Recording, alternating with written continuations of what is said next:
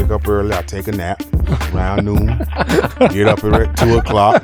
So, you know. Ladies and gentlemen, welcome back to Double Coverage with the McCourty Twins. As you can see, we got a special guest here. Big week. He kind of changed our seating order and everything. Oh, but before we get into that, can you shout our partners out, please? Oh, you definitely got to shout out to partners. Boston Medical Center, Next Step, and Embrace Kids Foundation. We've all partnered together. You guys know it, tackling sickle cell disease. But, yeah, surroundings. We're still in the basement, though. Let's not get anybody You got future Hall of Famer here, best hunter, Fisher, terrible basketball player. I know they might have seen Hard Knocks. They might have seen Hard Knocks. Best overalls out there. Vince Wilfork here, ladies and gentlemen. Thank you.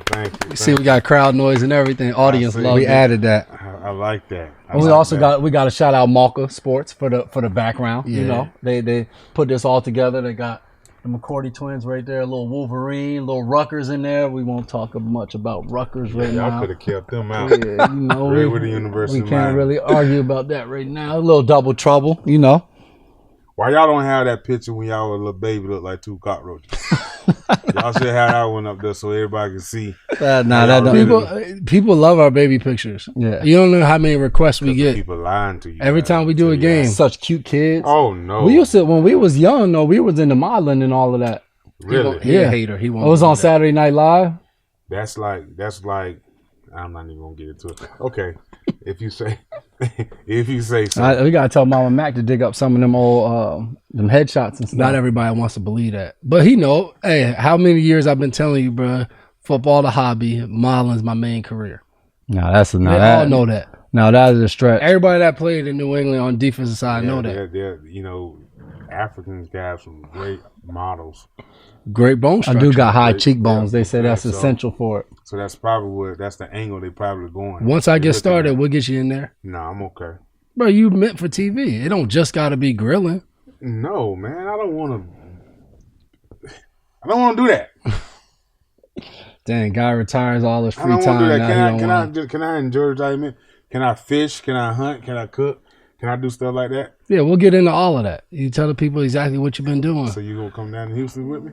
Yeah. Bring the podcast down to Houston. Oh, yeah. Take it on a road trip. You got to pay for us to take everything to Houston now. I got you. Woo! Private plane. I got this already down there. Oh, so we just pop up. You just come on. Okay. So we'll see who from the staff wants to go to Houston. Yeah, we're gonna hold that to that. I got that too. Whatever you want to do, come on to Houston. What's going on in group chat right now, man? What you got going on? What's up? He probably don't do many group chats. Very slow on technology. So he got an iPhone. Technology is bad news bears. I'd rather live in the woods. You know this guy.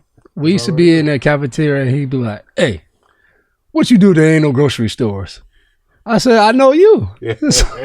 So you hunt. If you eat, I said, "I'm gonna come visit you." But that's what he always want to talk about. What you gonna do with no grocery store? It's the what ifs. So what else? Like if something happened, if I Am Legend happened, yeah. Man, I hung out with these two yesterday. We were over at the Patriots Hall of Fame.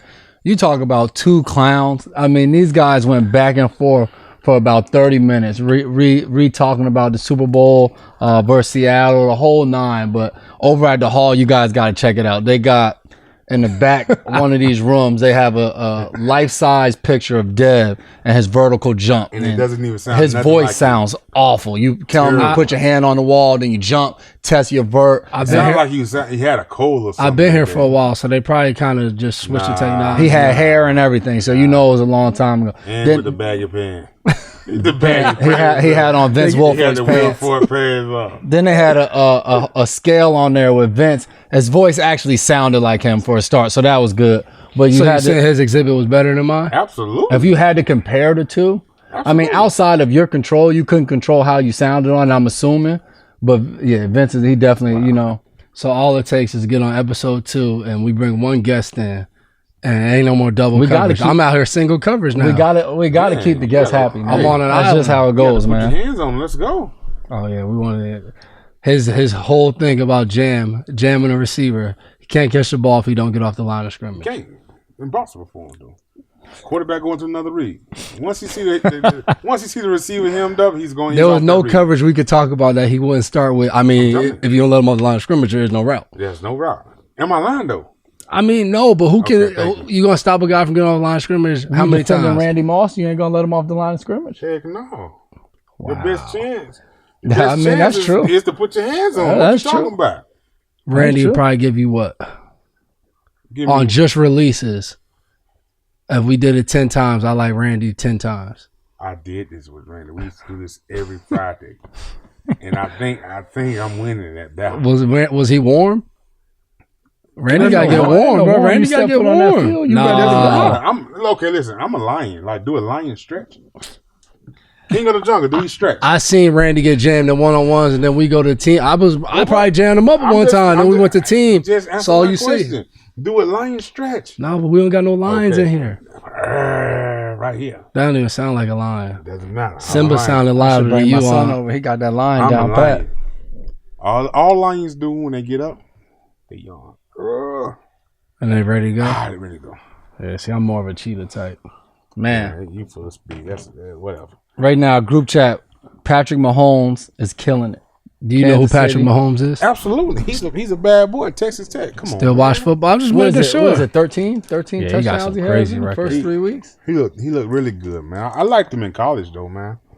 So you like the move where they traded Alex Smith and went with him? Yeah, absolutely. Like that? When they picked him, I was like, that's the move. It won't take long for him to start, huh? Nah, that was the move. They seen that move. They been saw that move. They got a lot of weapons down there, too. That's what's been most impressive. I mean, he's spreading the ball around. You got Kelsey with the one-hand catches. You got Watkins. Another bad boy. Yeah, there's no question. Bad boy. And we know firsthand Andy Reid is the real deal, offensive coordinator. Drawing stuff up, just getting it done. Andy Reid is a mastermind. They're 3-0 right now, right? Yeah, they rocking, man. Only thing I don't like about, the Chiefs is either they start fast and don't finish, or they start slow and finish strong. So they never can put it all together. Yeah, but if they ever put it together, man, that's gonna be a tough team. Yeah, it's gonna be interesting how they progress throughout the season. Y'all do? We got them later on in the season. Oh. Maybe they start losing then. Yeah, that's what we hope. Maybe Tyreek Hill he'll pull a hamstring. I'll tell you, how you gonna cover that boy, man? He's everywhere. Don't let him off the line of scrimmage. You don't got no choice. You got to play 20 yards deep. So you changed your mentality already? With him, absolutely. You ain't changed your mentality with Randy Moss. He's a bigger body. So you can get your hands on. You can get your hands. Tyreek, all right now. I need help. What you call this, double coverage? I need help. But the hardest thing with him is you never know where he's going to line up. Mm-hmm. So you really can't include him in the backfield. He can be in the backfield. Mm-hmm. I mean, slide, X. I mean, you name it. Very true. I'm waiting to see him be at tight end. What you going to do then? Well, that'd be easy. We hammer. Don't act like you forgot about that hammer. We think that's easy. He do something we never seen. What's going to happen then? That is true. What's going to happen? What we got next, J-Mac? Atmosphere, man. We talk a little college football. This would be interesting because, I mean, we went to Rutgers. He played at the U, so his pregame was probably a little different than our pregame. So, this is something I've always – at Rutgers, I remember leaving the hotel to head to the game, and Coach Shiano will be standing at the top of the escalator, and everybody coming from the pregame meal, you're walking to go down the escalator, and Shiano was standing there and look every guy in their eyes, and I remember just sitting there, and like you'd have to contain your laugh, but I wasn't like a serious person before the game. Like I wanted to be chill, laugh, and relax. And then so when I got to the league in Tennessee, Coach Fisher was our coach, so Fish was laid back to a T. So we in the locker room before the game, somebody got a Bluetooth speaker, they playing music, other guys in the corner laughing. It was just get ready for the game however you wanted to. So that's what we were talking about. Just in college, what do you think is the best kind of pregame to be? Is it serious? Is it laid back? Is it, hey, this guy may get ready this way, this guy may get ready that way? What's best for a team atmosphere? In college, it varies, but I think you still dealing with, kids. Mm-hmm. So you have to find innovative ways to get them going, because you might have, if you have a team that's subpar, okay, what do you do to motivate them? So that's an angle, coaches got to always have. That's true. What you have to do to motivate your kids to get them going. Me personally, I'm like you. I'm laid back. I can go with the flow. I can laugh. I can be serious. I can sleep and wait. I mean, I can do whatever. I never had a regimen that I had to do. I gotta do it. Nah. One thing I had to do was take a poop, and I was good. That's the only thing that was regimen. Key to success of this. Take a poop. They call that a speed poop. Absolutely, we get that in. But after that, man, you rock and rolling. But I always enjoy if somebody giving a speech, let it mean something. Yeah. Don't just give one because you think you're supposed to. Yeah, I'm like, let it mean something, and I got to be able to feel what you're saying. And I think a lot of times people, try to do speeches, don't even need them. What was the difference between when you got here in New England compared to what it was at the U, getting ready for a game? What was pregame? What was just the culture like at the U? Like we see the Miami shows that they have on there, Uncle Lou and all of that. What was it like at the U? Music. A lot of trash talk. Speaker blasting, baby. Because we felt that we was the best, and people can say we was cocky or arrogant, whatever, but we were so confident, and we been so good, and we challenged each other. So it's like when we stepped on fields, we had the mindset we gonna win. There's no way we're gonna lose. We gonna win, and this is what we're gonna do. And we had this motto: we're gonna do three things, and it's hit, stick, and bust dick. That's what we did, And when we said that, it was like it was game time. It was time to go. Yeah, it was time to go. Any old school hurricane, if you hear them say we're gonna do 3 MFing things, and what's that? Everybody else repeat it. They know what time it is. Time to go to work. You know what I'm saying? But New England was different. You get up here is, now you having, we're investments now. That's a good point. It ain't no playing this music. It ain't this. That music get too loud. I'm gonna come up to you. So you had to respect it and understand you're not dealing with a bunch of 20-year-olds, 19, 20, 21-year-olds anymore. You got some guys, 33, old heads that have been doing things a certain type of way for a long time. They don't want that interrupted. You basically have to fall in line and try to find your place, So, but I think every organization is different, and I think one thing that groups all of us athletes together is music. That's true. Not only just hip hop. I mean, I think if you have a mixture of everything what people like, you'll have no problems, So you always got to find ways to get your team ready, get individuals ready. Sometimes you don't need it, but sometimes you do need it. Yeah, I remember Coach Boys in my rookie year, they used to have a rookie playlist in the weight room. Yep. Every time the rookies worked out, they would make sure no veterans was in there. If a vet was in there, he might let the vet play it. But if it's just rookies, you coming in there, and it was this one song, Big John, Big John. The whole time. Is that country? Yeah, it'd be some random country music every time the rookies was in there. It wasn't about piss you off too. Yeah, like I had it too. I mean, it was one of the things that they still do that. I don't know. Do you guys? Yeah, I'm sure Wojcik probably still does it. Like it was a cool tradition though, being a rookie, seeing that. It was part of and then like V said, when other veterans would come in, they be like, "Oh, you got that Big John on, Mike." It's like, hey, they got you. Yeah, so you would know, like it was years. So you knew, like, hey, I was a part of something that guys have been doing for the last, 20 years. It's so like initiation. For rookies and stuff, and it was like, man, do we gotta listen to? Just turn the radio off. We don't even want to know you got it. I'm like, come on, Mike. Best player you played with at the U? Sean Taylor and Ed Reed. Yeah, 2 safeties. Yeah, Sean Taylor, boy. I think from a skill standpoint, oh hell, it's tough, but. Sean Taylor, he was just a different animal. I mean, you talking about somebody 6'3", 6'4", 235 pounds, running 4'4", that can jump, that can catch, can play linebacker. He was special. We can move him down and corner if we wanted. He was special, but Ed Reed, man, he is just. If I had a team.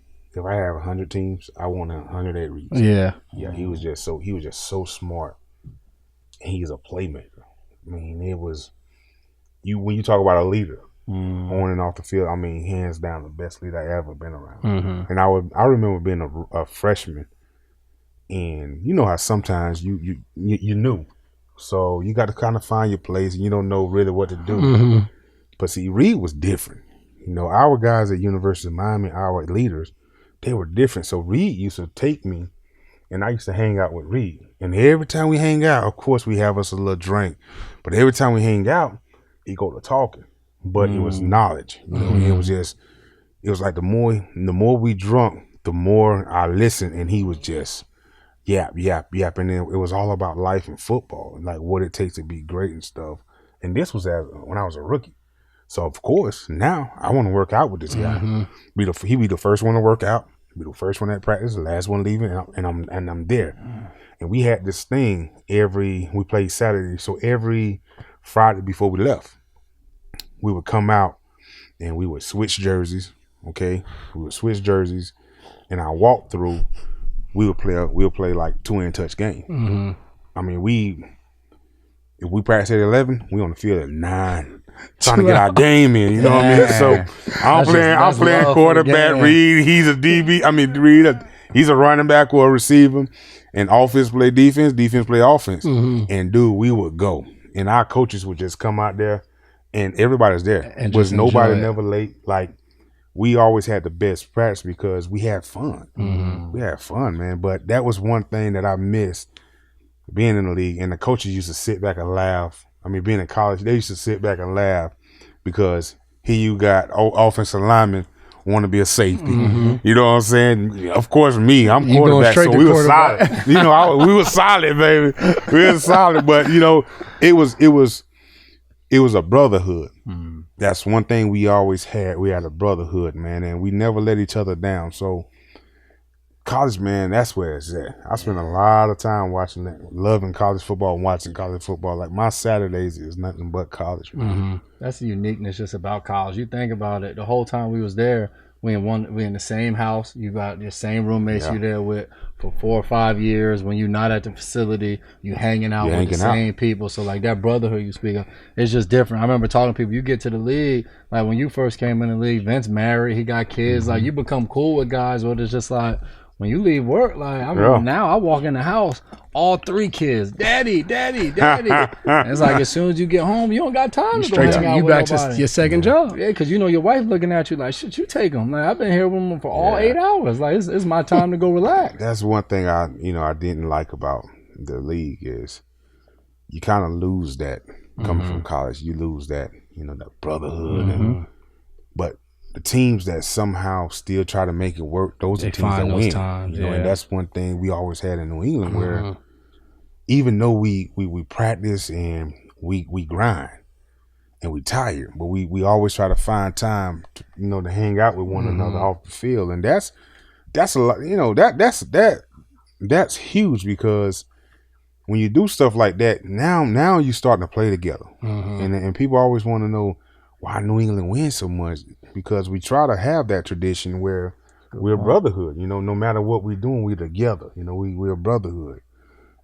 But college, it was like just happened naturally. It was naturally, because like you say, if you was in an apartment, you was in an apartment with your boys, joking around, or you in the same little area, the whole team, you in the same area. So it's like, exactly, going out the same place and stuff. But when you get to the league, it's like, okay, you got some that's married, then you got some people that's singles, you got some rookie just got in, kind of wilding, and it's like everybody's I can't hang out with him. Yeah, exactly. You're so separated, man.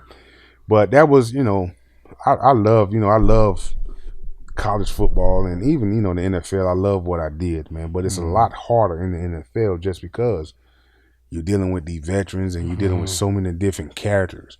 You know what I mean? And you never know. When I came in, I had Willie McGinist, I had Ty Law, I had Corey Dillon, Keith Trella, all these guys, 10 years, 11 years in the league. So it's like, okay, what up? You know what I'm saying? So it's just different. You got guys that's 33, 34 years old on their way out, retiring. And then here I am, rookie, trying to find my way. And then you got the mid-pack, some guys coming up to their second contract, peak of their career and stuff like that. It's It was everywhere. Where in college, you got about 4 years now. A lot of people leaving after 3, so it's like you're together and boom, you gone. You know, that's true. That's true. That's very true. I'm gonna hit that next segment. Who won the weekend, baby? Who won the weekend? Who you want to start with? I guess. I mean, all it took Cleveland to do was get rid of J-Mac. Got that first win after going 0-16. You can't even say that they was losing before I got. I'm just saying they got rid of you. Yeah, They won. We lost this weekend. So I mean, don't see like you. You changing the whole show around. We're supposed to be talking about Baker Mayfield, You feel me? right? You blaming J-Mac for everything going on. My bad. Baker Mayfield, man. Tyrod gets hurt. The consistent veteran, the reason they brought him in there, he goes down. Baker Mayfield comes in. I think he was like 17 of 23, like 200 yards. Didn't throw a TD, caught a TD. But, I mean, really was a spark for them. He caught a TD. Was that the same play that Philly ran? Without a doubt, man. I saw Hugh Jackson said it Hugh wasn't. said it wasn't this. It's like, come on, Hugh. Like, you ran it to the other side. Landry's a lefty, but it's the same play. You said you knew Mahomes was good. Yeah. Baker Mayfield, you knew he was good? Yeah. You like him? I like Baker. I just don't. One thing I do like about Cleveland is they made some moves. Mm-hmm. You know, they got them some weapons, and I think they're going to need to make some more moves in the future. But I always liked the Cleveland defense. See, people fail to realize Cleveland always had solid defense. Mm-hmm. Always. Defense was always solid, but offense never could move the ball and score points. You know, so now you got a guy that can throw the ball, that can, demand at the line of scrimmage with Baker. Mm-hmm. All he needs is a few more weapons, man, and you might be looking at a different Cleveland Browns in the future now. And I thought that was cool even this weekend, talking to different people. The parity in the NFL is crazy right now. Like, you don't know who's going to win week by week. Oh, no. I think right now in the NFL, this is probably the most competitive It's been in a while. It's been in a while. Mm-hmm. You know, you have teams that's known for losing, all of a sudden they looking better. Mm-hmm. You got teams that are known for winning, and all of a sudden it's like, what happened to them? So it's early, but at the same time, with it being so early, you starting to see some teams that did have some offseason acquisitions. Yeah, make a move. And draft, and they making moves, and they starting to look like a team. But we all know it's a long season. It's a marathon. You can look good now, but come week 8, 9, 10, when you start really picks up. when you start getting a little tired and start losing a couple of people, and so real football is always played after Thanksgiving. We always said that. But I think this year is going to be a lot more teams. That's going to be alive. Oh, yeah. So I ain't never had that motto. Oh, man. Real football. Is that the first time you heard that? I mean, it's not the first time I heard it, but it wasn't. Hell, we would be struggling getting to Thanksgiving. It was sometimes the season was over by Thanksgiving. You could feel that squad meeting when Bill would come in some of there. the teams I've been on. Bill would come in and be like, well, Thanksgiving, fellas, is when real football begins. Oh, yeah. And you could just feel like our team, the intensity, everything about it. It's like a different ball game.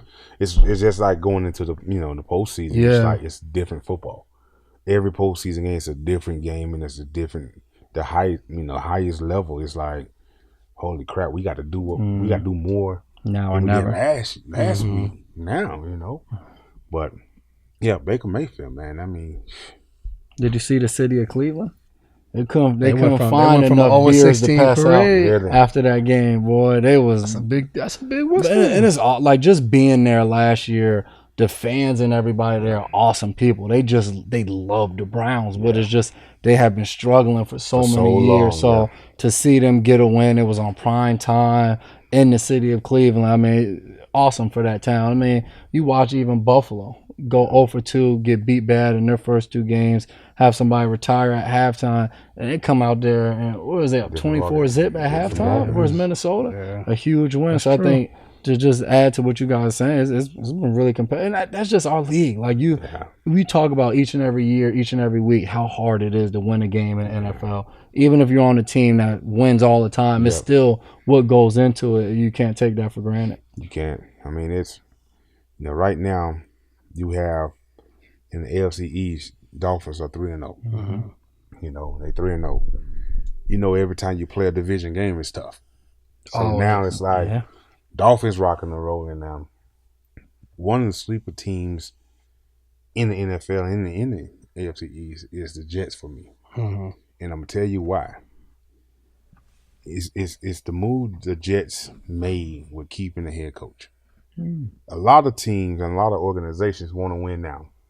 Okay, you have 3 losing seasons, you got to go. Yeah, that's true. So what they did with Todd was they extended him. They said, hey, we're going to stick with you. We're going to let you continue to build this team, okay? That said, they invested a lot in this guy. They believe in Todd, okay? Todd is a great defensive mind coach.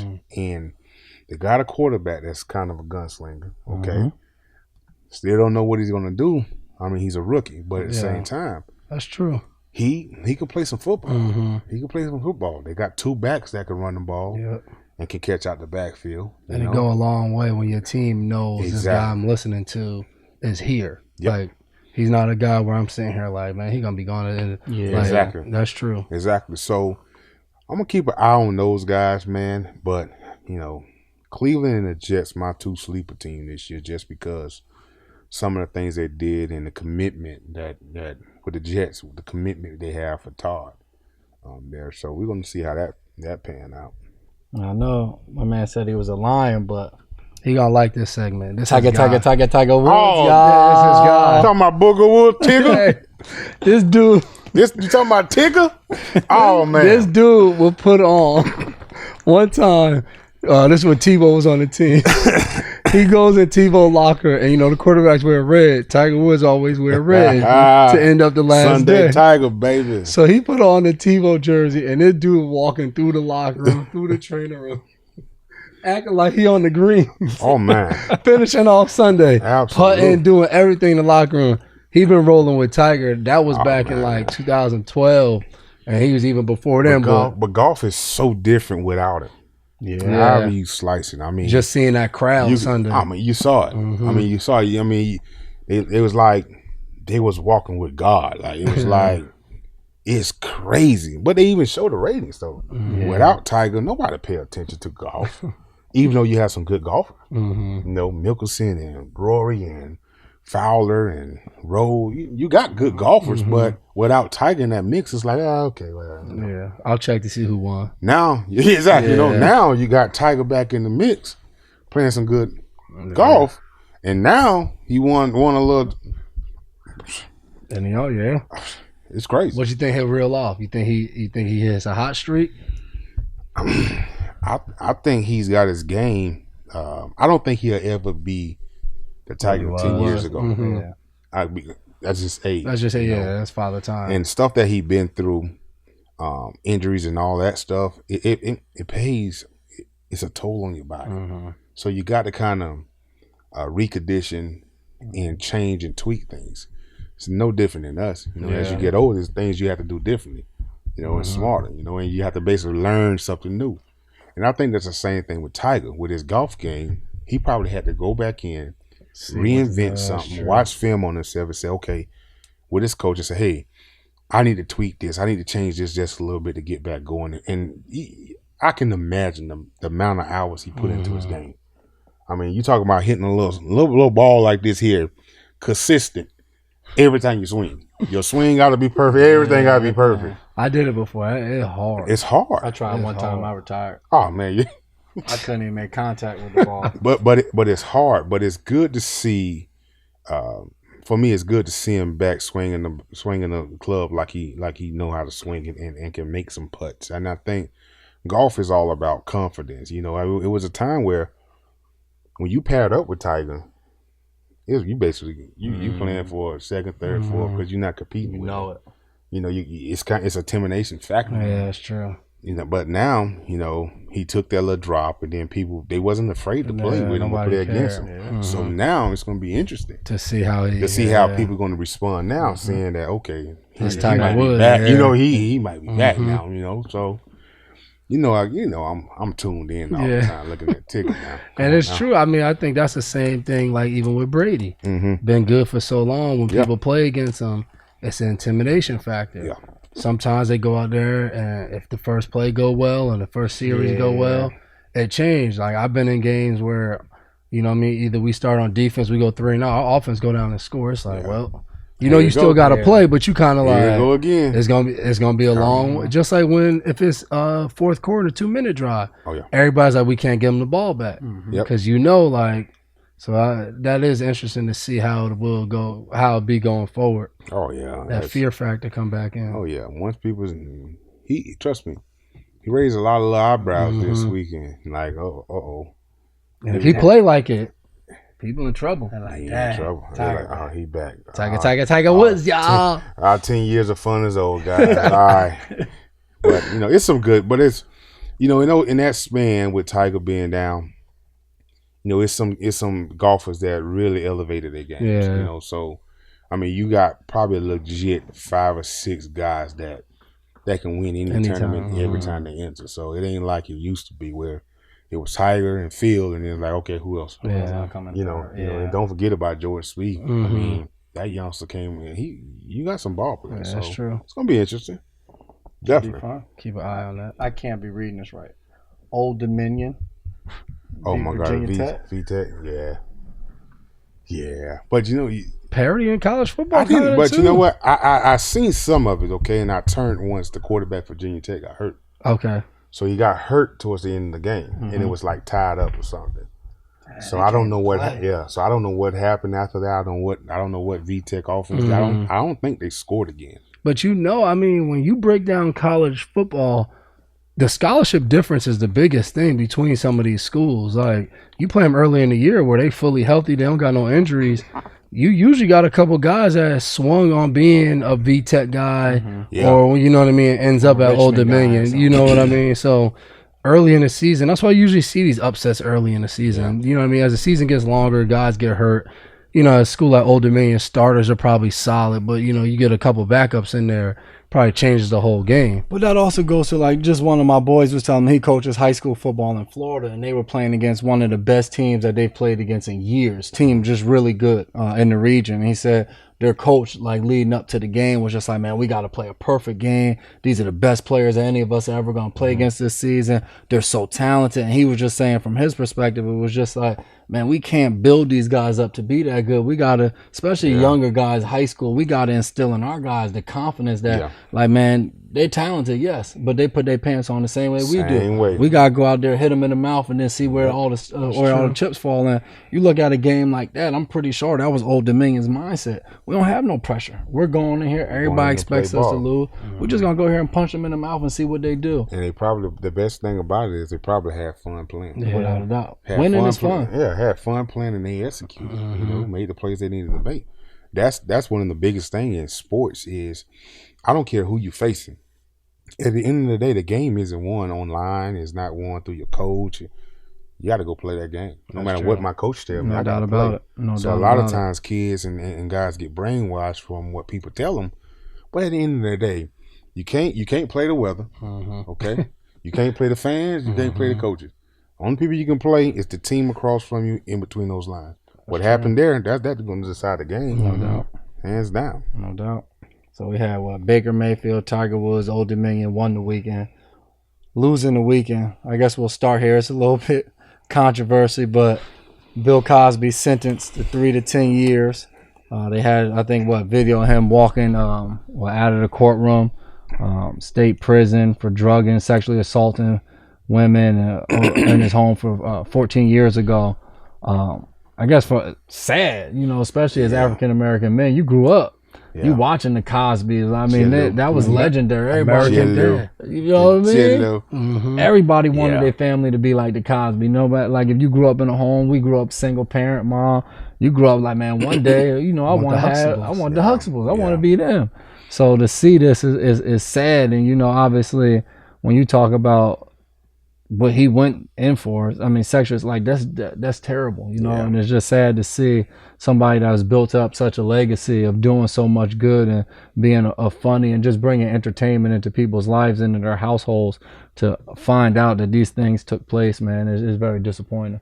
It's very disappointing, man. It's like you say, being a African American growing up and you looking at the Cosbys and to see this happen now, it's like it put a dagger in you. Understand, what happened and what, being convicted of, but, that's beside the fact. It's sad, it's sad, and it's tough. I mean, he's 81. Yeah, he's gonna die in prison. It's gonna die in prison. That's gonna be even more sad. When that happened. But you're basically looking at an icon, a legend in our eyes. Growing up, and probably in a lot more people. Still, yeah, because even after not just the reruns, exactly. Yeah. So it's like, dang, man, why? But it is what it is. I guess it's humbling. I think it's a good reminder of no matter how much good you do for society, for your family, other people. We are all human. Yeah. People make mistakes, but like V said, when you make mistakes and you're convicted, it's consequences to it. So consequences, I think that's sad for all of America, but I agree with you. I just don't know why it took people so long all of a sudden, I think a lot of people wonder about that. It's like what was that all about? You mean? And you always hear the psyche of that is always interesting of what people go through on that other end. Oh man, so I mean, sad event, but it's tough. Yeah. Questions for Vince. Not to stay. We don't want to stay too down. Yeah, we gotta move on from that. Questions for Vince. We might as well. Let's knock the football stuff out fast. What advice would you give to the current team? 1 and 2, like you said, big division game against the Dolphins, who are 3-0 on top of the AFC East. What advice would you give the team? Execute, man. It's if you look around the league, everybody's always going to look at the Patriots differently. Just because it's been so successful over the years.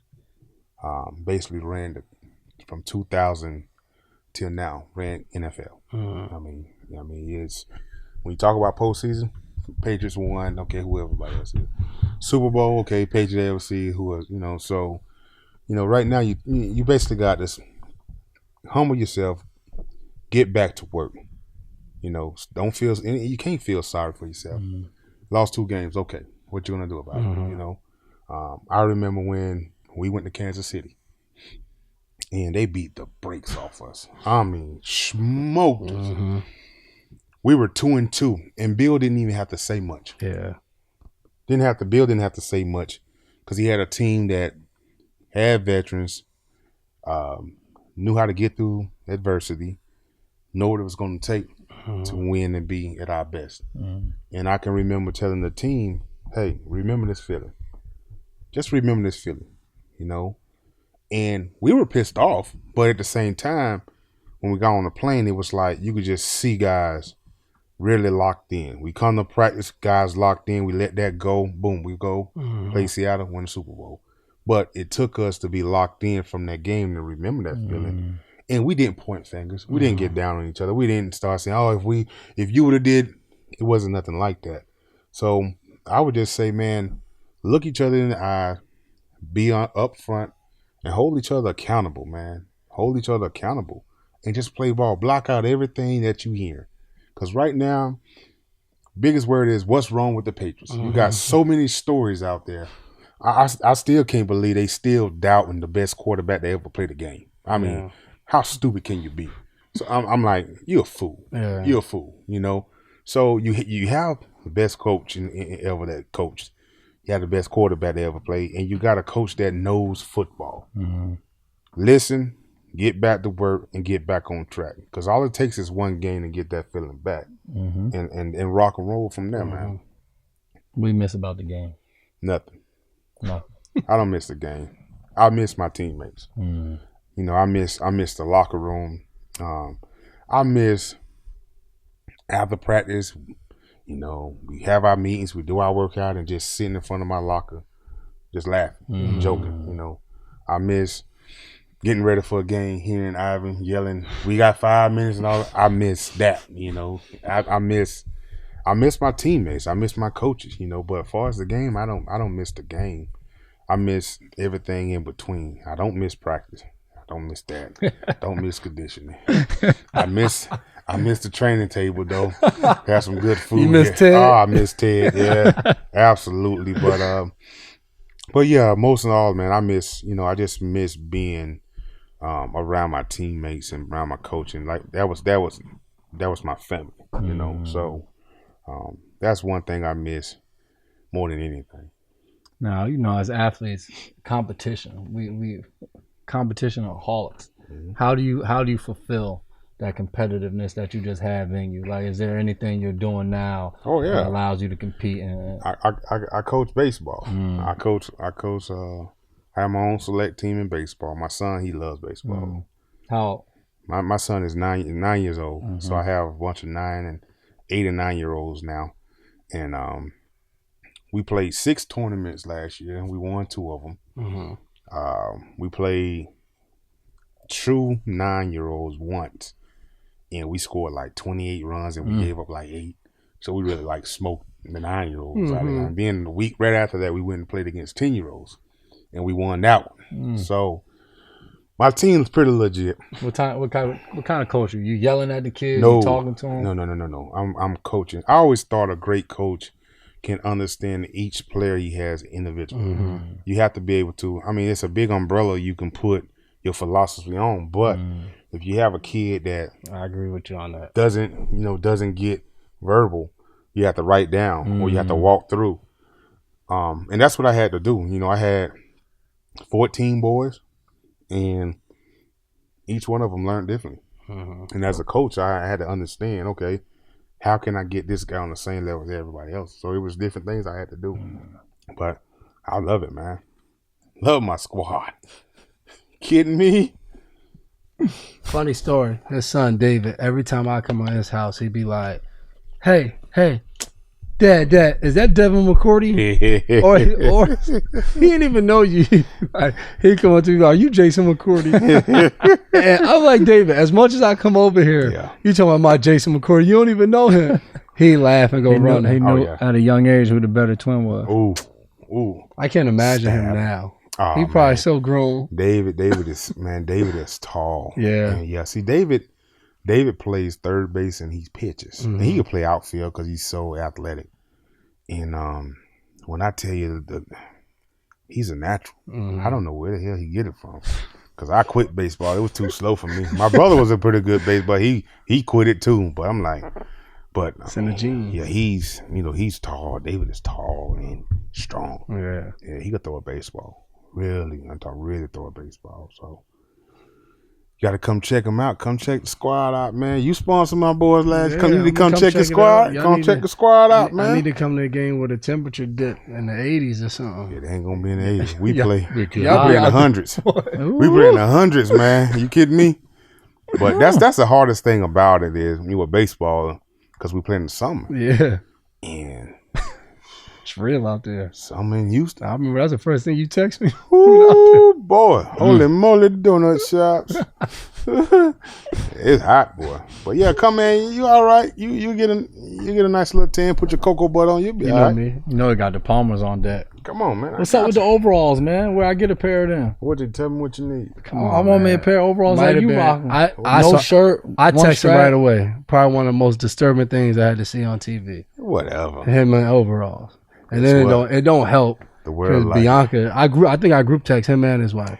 She jumped in. You hating? Yeah, you are hating. You are hating. That's just like me seeing you on a cocoa butter commercial. You want me to hate on you? I mean, I'm clothed. I'm clothed the right way. Whatever. You put a t-shirt on. Where the overalls come from? Whose idea was like that's something you always rock? Or? Yeah, I have a ranch in Florida.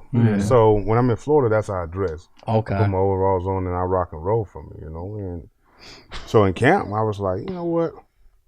Once again, the more you play as a player, you can look at the team and say, okay, we need something to get us going. Okay, we need something. And we had hard knocks. So it was like we was having some practices. I mean, it wasn't even like us. It was like nobody was talking because, mic'd up, cameras everywhere, stuff. And I remember Billy O was like, he came in and he told all the hard knocks people get out of there. And told us, you MFers better get going. Don't worry about the camera. We need to put. So once he said that, we kind of got going a little bit. Then we kind of fell back. So I was like, it was getting towards the end. I said, you know what? It's time we got to do something. So boom, man. I hopped them, I called and I said, hey, man, listen. I got something for us tomorrow that's going to get us going. You know what I mean? So boom. I put my overalls on the into the thing. And sure enough, man, that was... As a team, that's what we needed. We needed something to kind of relax us. and understand, man, it's football. Let's have fun enjoy what we're doing. You know what I mean? So I think that kind of gave everybody like a break. The coaches, you saw Billy O's reaction. He was like, "What the?"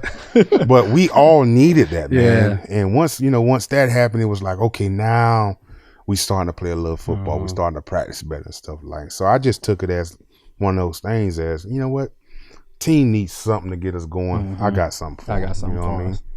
So we rocked and rolled with it. Was a hit, of course, of course. Got babies wearing overalls. Got babies wearing overalls. I can believe it. Oh, that's who wears overalls, though. No, I babies and minions. I have grown men wearing overalls. You gotta get Dev a pair. Not me. Dev, you have to get. That's a pair. What we need. We need you Dev, to come in. I'm telling you, you want to get some credits on your podcast. I'm gonna send you a pair. You guys dress up. We gonna hold it to that. I'm gonna send you a pair. We need. I got pink for breast cancer too. We wear I got American flag too for 4th of July. I got them all, baby. You let me know. I got you. Kev needs some overalls too. I got you. Y'all got to rock them though. You can't send them and like, oh, I'm just gonna frame these Vince gave them to. Nah, you gotta wear them. Man. No, I'm gonna put them on. Okay. None of the, I don't got no cowboy boots, but I'll put on me some fresh kicks. Man, you can rock with some fresh kicks, man. But what else you doing in retirement, man? Hunting, hunting, golfing, man. Right now, what I'm doing is I'm trying to, cause I got so involved in Little League baseball, and where we live, we only have one park, but it's like baseball central. I mean, it is, but we don't have enough fields. So what I'm in the process now of building some fields. That's awesome. Building some field, building a sports complex for the kids. Because a lot of kids, my philosophy behind all of that is, we always try to figure out where problems come from in the NFL with these players that's coming in. And I revert everything back to youth, when you have a coach in the youth, you're supposed to teach and learn these kids. But, if you so concerned about winning, you forget that aspect. Yeah, true. And they don't get taught. And even in college, you go to college, you got some colleges want to run 100 plays. They don't care what happened. They just want to get 100 plays. But what is that doing? That you're not building these. You're not teaching these kids. So now all of a sudden, they get to the NFL, don't even know how to watch film. Yeah. So one thing I have with my kids is I'm implementing watching film, baseball. I implemented camaraderie days. So like I took them to an Astro game, to the movies, to park. Like I get them together so they can start forming that brotherhood and know what it feels like to be a teammate in the brotherhood in sports. But other than that, man, that's all of my time is trying to get these fields and this gym going. That's cool. Yeah, man. for youth, and basically give a different aspect and get back to what youth needs to be. Yeah. And that's teaching these kids how to be accountable, responsible, and young adults life skills. Life skills, and because I think with parents and coaches now, they don't have enough time to do it. Yeah. Some people are single parents, so you got to figure out. Yeah. So now even in my gym, I'm gonna have agriculture for the kids. I'm gonna have culinary for the kids. I'm gonna have a kids' little gym. I want to attack kids' obesity. I want to have stuff for that. So it's a lot of stuff I got on my plate that it's starting to come together. It's starting to come in. So hopefully, the beginning of the year, I have a lot of stuff rock and rolling for the youth and actually better our youth so they can understand. And then once I do that, I want to go around. I want to go around the states and do them in different states. Okay. And just implement, my philosophy with the youth and stuff like that. So all of my coaches got to be interviewed. I'm not just picking anybody to coach. They got to be interviewed. They have to have a certain criteria. They got to understand, my philosophy and go by my philosophy, and build a league like that, man. That's cool, man. That's awesome. So you doing that, but the rest of your free time, Bianca killing you at home? Nah, man, look here. You ain't got to do all the housework? Your housework, man. They're not used to that. Oh, my bad. Dang. It'd be a different story if we had Bianca sitting right here. No, but she not making you hang up curtains and stuff. Man, look here. I do so much. You know what I look forward to? Cutting grass. Yeah. Oh man. Good Just bought me a lawnmower. Cut me a grass. I got 2 boats. One for fresh water, one for salt water. I fish. You know, of course, golf. So I wake up probably around 10 o'clock every morning. if I'm not fishing or golfing early, you know. If I wake up early, I take a nap around noon. Get up at 2 o'clock. So, you know. Catching up on sleep absolutely. Still. 20 years worth. Yeah, that's very true, boy. But majority, you know, I don't plan no days, man, unless I have a meeting. I don't plan anything because, you know, the life we live. Everything planned. Everything. I'm like, man, I'm so tired of that. That's one of the reasons I retired too. I'm like, listen, man, I'm 35 years old. I don't got time to be. All right, it's time for me to go, man. He said he could have still played, but he's tired of going to meetings. Yeah, man. Of course. Like, I left the game healthy, good shape, but it was like, you know, I've been doing this for so long, man. And I started thinking about, dang, what I'd be doing right now if I was retired. So once that stuff, I started thinking about that, and I had other interests in life. I say, yeah, it's about time. It's about time. And I was like, I know what it's going to be. And sure enough, man, I'm like, you know what? Peace. When y'all go to training camp, I'll be fishing. I'm going on a vacation. Yeah, I'm going.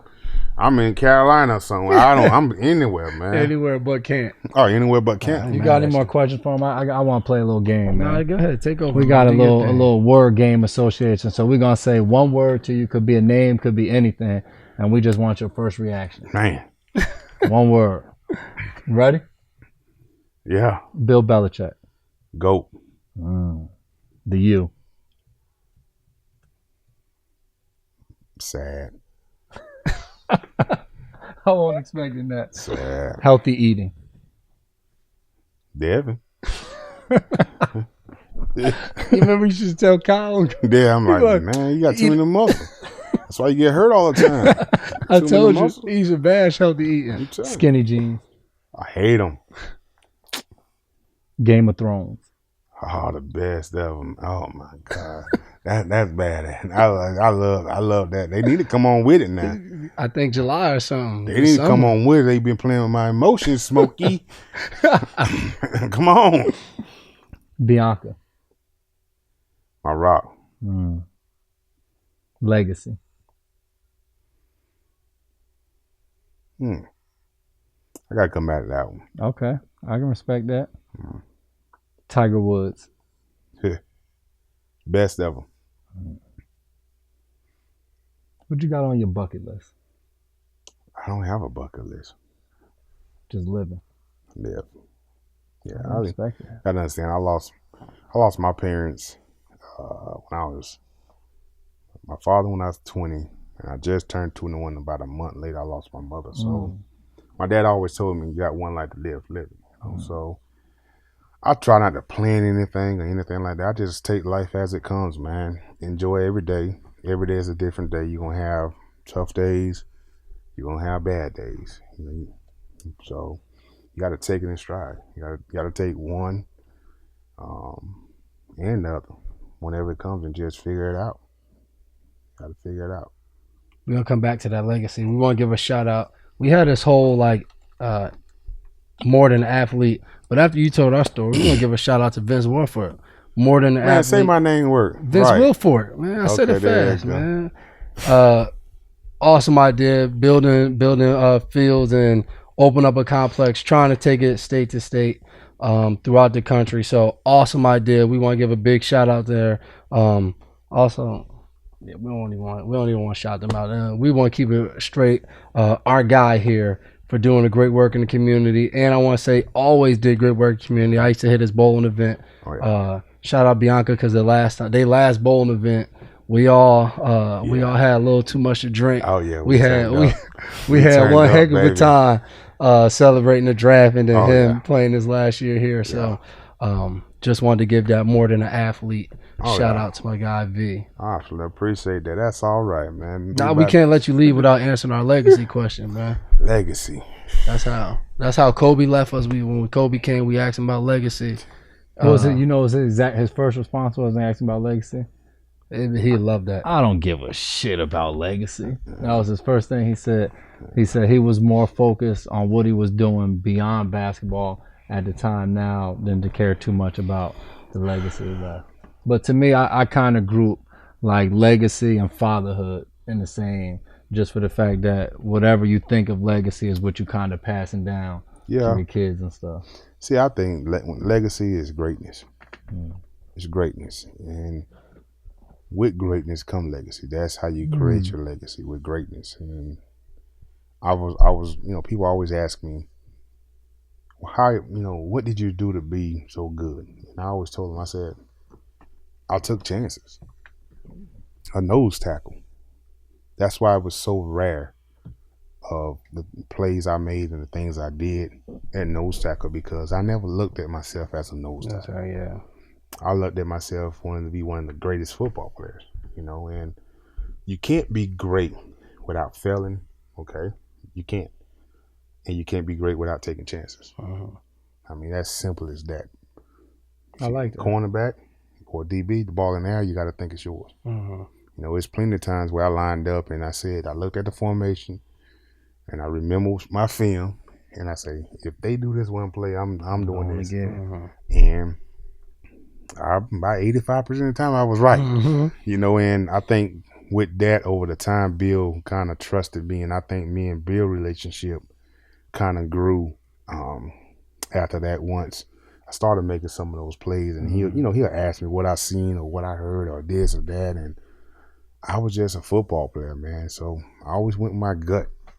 If I wanted to take a chance, I take a chance. But if I don't guess right, I knew I got to answer the bill, But I accepted that because I knew in the back of my mind, in order for me as a nose tackle to be one of the greatest, I have to do something different, and that's why the plays I made, they were different from that position just because of how I approached it. I love that. Failure and take chances. Oh yeah, you have to achieve greatness. That's awesome, man. You have to, man. Remind everybody, man, the audio of this, you can go to iTunes, check out the podcast, Double Coverage with the McCourty Twins. Go on YouTube, same thing, Double Coverage with the McCourty Twins. Make sure you subscribe on both of them. iTunes, the podcast, go to YouTube, check it out. Once again, thank you to our partners, Boston Medical Center, Next Step, and Embrace Kids. And October 22nd too, Casino Night. Casino Night at if you're in town. When? October 22nd. If you just happen to be. No, it's right in Boston at Royale. We put the casino together. Okay. And if you happen to be in town, people love to see it. I might be in You might be shooting a movie somewhere or something. You never know. You living life. It's on my list. There we go.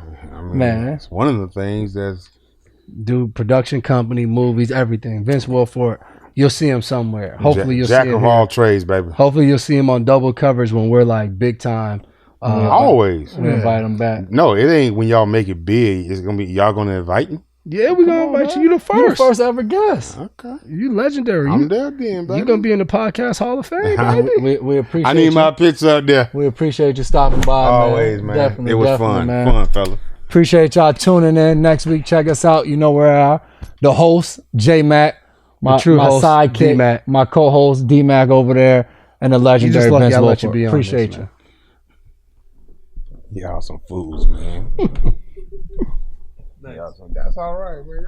Y'all boys do